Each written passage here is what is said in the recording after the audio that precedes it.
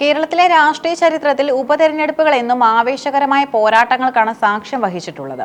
എന്നാൽ ഇത്തവണ പാലക്കാട് മണ്ഡലത്തിലെ ഉപതെരഞ്ഞെടുപ്പ് കേവലം വോട്ടുകൾക്കായുള്ള മത്സരത്തിനപ്പുറം വ്യക്തിപരമായ അധിക്ഷേപങ്ങളുടെയും രാഷ്ട്രീയ സംസ്കാരത്തിന്റെയും വലിയൊരു സംവാദ വേദിയായി മാറിയിരിക്കുകയാണ്. UDF സ്ഥാനാർത്ഥിയായി ജനപ്രിയ കലാകാരൻ രമേശ് പിഷാരടി എത്തിയതോടെയാണ് പോരാട്ടം പുതിയ തലത്തിലേക്ക് നീങ്ങിയത്.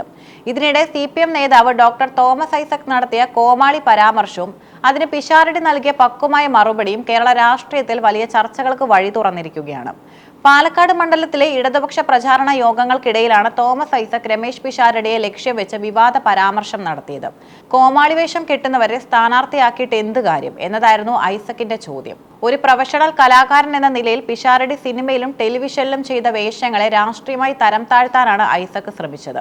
ഗൗരവകരമായ രാഷ്ട്രീയം ചർച്ച ചെയ്യേണ്ട ഇടങ്ങളിൽ ഇത്തരം വിനോദ ഉപാധികൾ കൈകാര്യം ചെയ്യുന്നവർ വരുന്നത് ജനാധിപത്യത്തിന് ഭൂഷണമല്ലെന്ന ധ്വനിയാണ് അദ്ദേഹത്തിന്റെ വാക്കുകളിൽ ഉണ്ടായിരുന്നത്. എന്നാൽ ഒരു മുൻ ധനമന്ത്രിയിൽ നിന്നും ഇത്രയും മുതിർന്ന ഒരു രാഷ്ട്രീയ നേതാവിൽ നിന്നും ഇത്തരമൊരു പരാമർശം ഉണ്ടായത് രാഷ്ട്രീയ നിരീക്ഷകരെ പോലും അത്ഭുതപ്പെടുത്തി.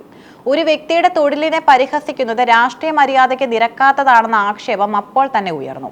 തോമസ് ഐസക്കിന്റെ പരിഹാസത്തിന് അതേ നാണയത്തിൽ തിരിച്ചടിക്കാനല്ല രമേശ് പിഷാരടി ശ്രമിച്ചത്. പകരം വളരെ ശാന്തമായും എന്നാൽ അങ്ങേയറ്റം മൂർച്ചയുള്ള വാക്കുകളിലൂടെയുമാണ് അദ്ദേഹം പ്രതികരിച്ചത്. അനാവശ്യമായ പരാമർശങ്ങൾക്കില്ല എന്ന് വ്യക്തമാക്കി അദ്ദേഹം രാഷ്ട്രീയത്തിലെ സംസ്കാരത്തെക്കുറിച്ചാണ് സംസാരിച്ചത്.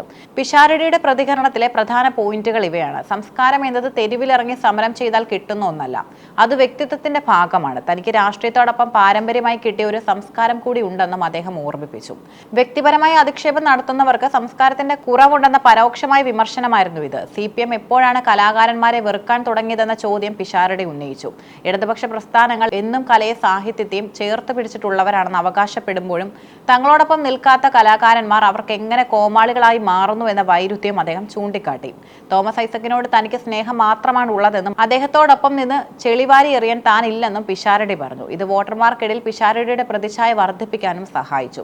കേരള രാഷ്ട്രീയത്തിൽ കലാകാരന്മാർ വരുന്നത് പുതിയ കാര്യമല്ല. ഇന്നസെന്റ്, മുകേഷ്, ഗണേഷ് കുമാർ തുടങ്ങിയ നിരവധി പേർ നിയമസഭയിലും പാർലമെന്റിലും എത്തിയിട്ടുണ്ട്. എന്നാൽ രമേശ് പിഷാരടിയുടെ കാര്യത്തിൽ CPM ഇത്ര കടുത്ത നിലപാട് സ്വീകരിക്കാൻ ചില കാരണങ്ങളുണ്ട്. യുവാക്കൾക്കിടയിലും കുടുംബങ്ങൾക്കിടയിലും പിഷാരടിക്കുള്ള വലിയ സ്വാധീനം ഇടത് മുന്നണിയെ ആശങ്കപ്പെടുത്തുന്നു. വെറും ഒരു നടൻ എന്നതിലുപരി മികച്ച പ്രസംഗകനും തമാശയിലൂടെ ഗൗരവകരമായ കാര്യങ്ങൾ അവതരിപ്പിക്കാൻ കഴിവുള്ളയാളുമാണ് പിഷാരടി. നിയമസഭയിൽ പിഷാരടി എത്തിയാൽ അത് ഭരണപക്ഷത്തിന് വെല്ലുവിളിയാകുമെന്ന് അവർ ഭയപ്പെടുന്നു. കോൺഗ്രസിന്റെ യുവ നേതൃത്വവുമായി പിഷാരടിക്കുള്ള അടുത്ത ബന്ധം UDFന് പുതിയ ഊർജ്ജം നൽകുന്നുണ്ട്. പാലക്കാട് നഗരസഭയിൽ BJP ഭരണമുള്ളതും കോൺഗ്രസിന്റെ ഉറച്ച കോട്ടയാണെന്നതും പോരാട്ടത്തിന്റെ തീവ്രത വർദ്ധിപ്പിക്കുന്നു. ഷാഫി പറമ്പിൽ MP ആയതിനെ തുടർന്ന് ഒഴിഞ്ഞ സീറ്റിൽ പിഷാരടിയെപ്പോൾ ഒരു ഗ്ലാമർ താരത്തെ ഇറക്കിയതിലൂടെ മണ്ഡലം നിലനിർത്താമെന്ന് UDF കണക്കുകൂട്ടുന്നു. ഇതിനെ പ്രതിരോധിക്കാൻ ഐസക്കിനെ പോലെയുള്ള മുതിർന്ന നേതാക്കൾ നടത്തുന്ന പരാമർശങ്ങൾ പലപ്പോഴും തിരിച്ചടിയാവുകയാണ് ചെയ്യുന്നത്. കലാകാരന്മാരെ കോമാളികൾ എന്ന് വിളിക്കുന്നത് ഒരു വലിയ ജനവിഭാഗത്തെ അപമാനിക്കുന്നതിന് തുല്യമാണെന്നും UDF പ്രചരിപ്പിക്കുന്നു. ഇത് മിമിക്രി കലാകാരന്മാർക്കിടയിലും സിനിമാ പ്രവർത്തകർക്കിടയിലും അമർഷമുണ്ടാക്കിയിട്ടുണ്ട്. തങ്ങളുടെ തൊഴിലിനെ രാഷ്ട്രീയ നേട്ടത്തിനായി പരിഹസിക്കുന്നത് അനുവദിക്കാനാവില്ലെന്നാണ് അവരുടെ പക്ഷം. തോമസ് ഐസക്കിന്റെ പരാമർശത്തെ UDF നേരിടുന്നത് CPMന്റെ മുൻകാല നിലപാടുകൾ ചൂണ്ടിക്കാട്ടിയാണ്. മുൻപ് ഇന്നസെന്റ് ലോക്സഭയിലേക്ക് മത്സരിച്ചപ്പോൾ, മുകേഷ് നിയമസഭയിലേക്ക് മത്സരിച്ചപ്പോഴും CPM അവരെ കലാകാരൻ എന്ന നിലയിൽ ഉയർത്തിക്കാട്ടിയിരുന്നു. അന്ന് അവർക്ക് കല മാന്യമായ തൊഴിലായിരുന്നു. എന്നാൽ രാഷ്ട്രീയമായി എതിർചേരിയിൽ നിൽക്കുന്ന ഒരാൾ കലാകാരനാകുമ്പോൾ അത് കോമാളിത്തമാകുന്നത് എങ്ങനെയാണെന്ന ചോദ്യത്തിന് മറുപടി നൽകാൻ CPM വിയർക്കുന്നു. ഒപ്പം നിൽക്കാത്തവർ വെറുക്കപ്പെടേണ്ടവർ ആണെന്ന നിലപാട് ശരിയല്ല എന്ന പിഷാരടിയുടെ വാക്കുകൾ ജനാധിപത്യത്തിലെ സഹിഷ്ണുതയെക്കുറിച്ചുള്ള ഓർമ്മപ്പെടുത്തലാണ്. രാഷ്ട്രീയ ശത്രുത വ്യക്തിപരമായ പകയായി മാറുന്ന പ്രവണത കേരളത്തിൽ വർദ്ധിച്ചു വരുന്നതിന്റെ തെളിവ് കൂടിയാണിത്. രമേശ് പിഷാരടിയും തോമസ് ഐസക്കും തമ്മിലുള്ള ഈ പോര് സോഷ്യൽ മീഡിയയിൽ വലിയ ചർച്ചകൾക്കാണ് വഴി തുറന്നത്. പിഷാരടിയെ അനുകൂലിക്കുന്നവർ അദ്ദേഹത്തിന്റെ പഴയ സ്റ്റേജ് ഷോകളിലെ വീഡിയോകളും പക്വമായ ഇന്റർവ്യൂകളും ഷെയർ ചെയ്യുന്നു. മറുഭാഗത്ത് ഐസക്കിനെ അനുകൂലിക്കുന്നവർ പിഷാരടിയുടെ രാഷ്ട്രീയ പരിചയക്കുറവിനെയാണ് ചോദ്യം ചെയ്യുന്നത്. എങ്കിലും ഐസക്കിന്റെ പരാമർശം അല്പം അതിരുവിട്ടുപോയി എന്ന അഭിപ്രായമാണ് നിഷ്പക്ഷമായ വോട്ടർമാർക്കിടയിലുള്ളത്.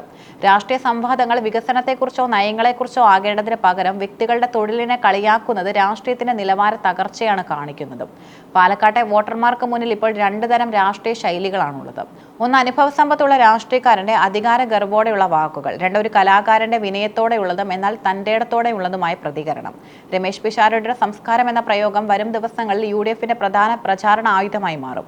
തോമസ് ഐസക്കിനെ പോലെയുള്ള ഒരാൾ ഇത്തരം വിവാദങ്ങളിൽ ചെന്ന് ചാടിയത് ഇടത് മുന്നണിക്ക് ക്ഷീണമായിട്ടുണ്ട്.